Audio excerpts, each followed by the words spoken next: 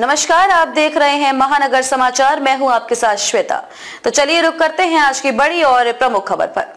फडणवीस ने मुझसे 2019 में वादा किया था कि वो आदित्य को उद्धव ठाकरे के दावे से बढ़ा महाराष्ट्र का सियासी पारा। उद्धव ठाकरे ने कहा कि देवेंद्र फडणवीस ने मुझसे कहा था कि उद्धव, मैं आदित्य को 2.5 साल में तैयार कर दूंगा।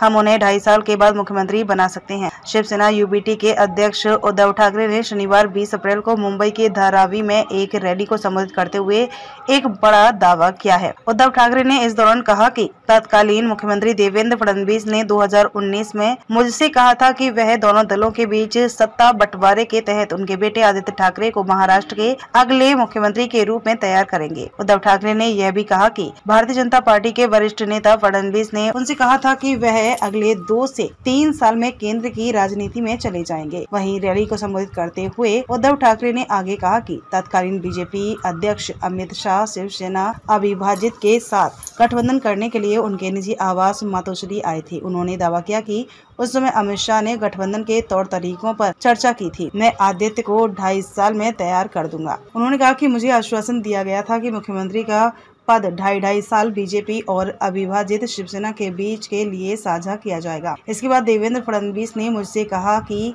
उद्धव जी, मैं आदित्य को 2.5 साल में तैयार कर दूंगा। हम उन्हें 2.5 साल के बाद उप मुख्यमंत्री बना सकते हैं। जिस पर मैंने फडणवीस से कहा था कि आदित्य अभी अपना चुनावी करियर शुरू कर रहे हैं, उनके मन में ऐसी बातें मत डालो। फडणवीस ने किया पलटवार। उन्होंने कहा कि जब मैंने फडणवीस से पूछा कि उनके जैसा वरिष्ठ नेता आदित्य के नेतृत्व में कैसे काम करेगा, तो उन्होंने कहा कि वह दिल्ली चले जाएंगे। वहीं अब ठाकरे के दावे पर बीजेपी की महायुति सरकार में वर्तमान उप मुख्यमंत्री देवेंद्र फडणवीस ने हमला बोलते हुए कहा कि शिवसेना यूबीटी नेता अपना दिमागी संतुलन खो चुके हैं। फडणवीस ने कहा कि उद्धव ठाकरे भ्रमित हो गए हैं, वह मति भ्रम की स्थिति में है। शुरू में उन्होंने कहा कि अमित शाह ने उन्हें किसी कमरे में मुख्यमंत्री बनाने का वादा किया था। अब वह कहते हैं कि मैंने उनके बेटे को मुख्यमंत्री बनाने का वादा किया था। एक झूठ को छिपाने के लिए एक और झूठ बोला जा रहा है। खबर के अंत में खबरों में अब तक के लिए बस इतना ही। फिर होगी आपसे मुलाकात ऐसी ही बड़ी किसी खास खबर के साथ। तब तक के लिए नमस्कार और देखते रहिए महानगर समाचार।